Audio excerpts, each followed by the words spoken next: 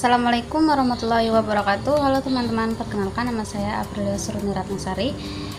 NIM saya 182150152.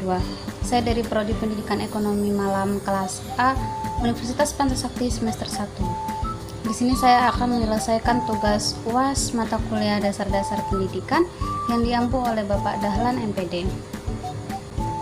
Yang selanjutnya langsung ke materinya, yaitu aliran-aliran pendidikan di Indonesia. Aliran-aliran pendidikan adalah pemikiran-pemikiran yang membawa pembaharuan dalam dunia pendidikan. Pemikiran tersebut berlangsung seperti suatu diskusi berkepanjangan, yakni pemikiran-pemikiran terdahulu selalu ditanggapi dengan pro dan kontra oleh pemikirnya, sehingga timbul pemikiran yang baru dan demikian. Agar diskusi berkepanjangan itu dapat dipahami, perlu aspek dari aliran-aliran itu yang harus dipahami. Oleh karena itu, setiap calon tenaga kependidikan harus memahami berbagai jenis aturan-aturan pendidikan. Dalam dunia pendidikan setidaknya terdapat 3 macam aliran pendidikan, yakni aliran klasik, aliran modern, dan aliran pendidikan pokok di Indonesia. Yang selanjutnya ada aliran-aliran klasik dalam pendidikan. Pemikiran tentang pendidikan sejak zaman dulu sampai sekarang mungkin yang akan datang juga dapat bervariasi, mulai dari pesimis dan optimis. Berikut beberapa aliran-aliran klasik dalam pendidikan, yaitu aliran empirisme.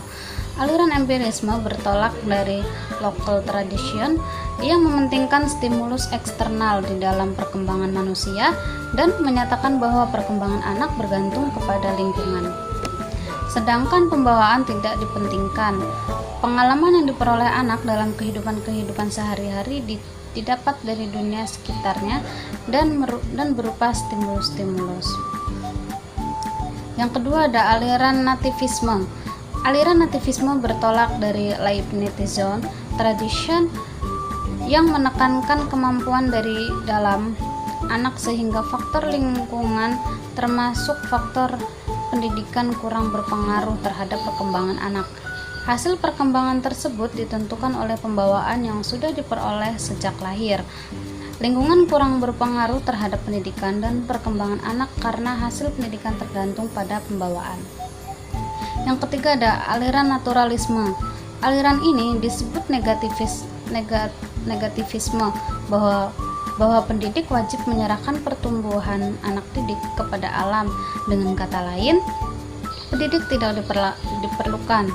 Hal yang diperlukan adalah menyerahkan anak didik kepada dalam agar pembawaan yang baik itu tidak menjadi rusak oleh tangan manusia melalui proses dan kegiatan pendidikan.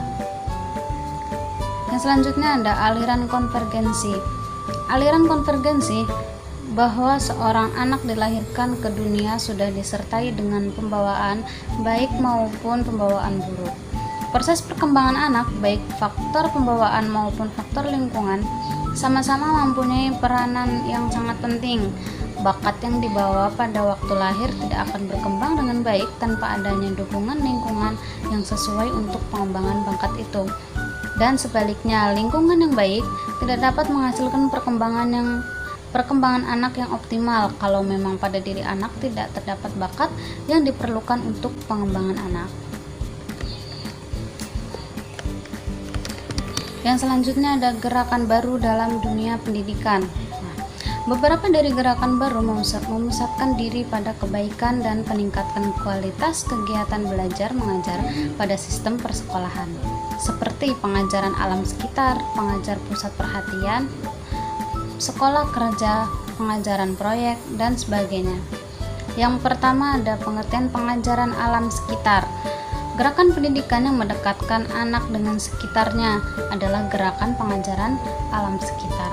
Yang kedua ada pengajaran pusat perhatian. Pengajaran pusat perhatian dirintis oleh Ovidiu de Crowley tahun 1871 sampai 1932 dari Belgia. Dengan pengajaran pusat minat, pendidikan de Crowley berdasarkan pada semboyan École pour la vie, Pahlavi atau sekolah untuk hidup dan oleh hidup. Yang ketiga ada sekolah kerja. Syaiful Sagala tahun 2010 menjelaskan bahwa gerakan sekolah kerja dapat dipandang sebagai titik kulminasi dari pandangan-pandangan yang mementingkan pendidikan keterampilan dalam pendidikan. Yang keempat ada pengajaran proyek. Tirta Rahaja dan Sulo tahun 2005 menjelaskan bahwa dasar filosofis dan pedagogis dari pengajaran proyek diletakkan oleh John Dewey tahun 1859 sampai 1952. Namun pelaksanaannya dilakukan oleh pengikutnya yaitu W.H. Kalipratik. Dalam pengajaran proyek, anak bebas menentukan pilihannya atau terhadap pekerjaan, merancang, serta memimpinnya.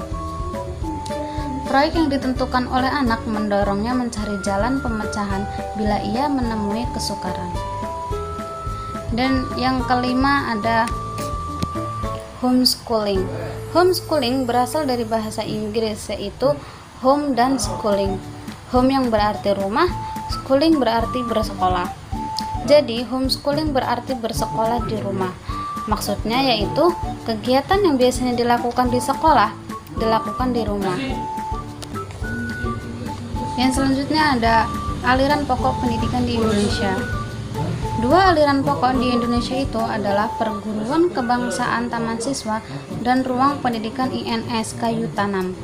Kedua aliran ini dipandang sebagai suatu tonggak pemikiran tentang pendidikan di Indonesia. Namun perlu dikemukakan bahwa prakarsa dan upaya di bidang pendidikan tidak terbatas hanya oleh Tanam Siswa dan INS itu saja. Mungkin itu saja yang dapat saya sampaikan. Kurang lebihnya mohon maaf. Wassalamualaikum warahmatullahi wabarakatuh.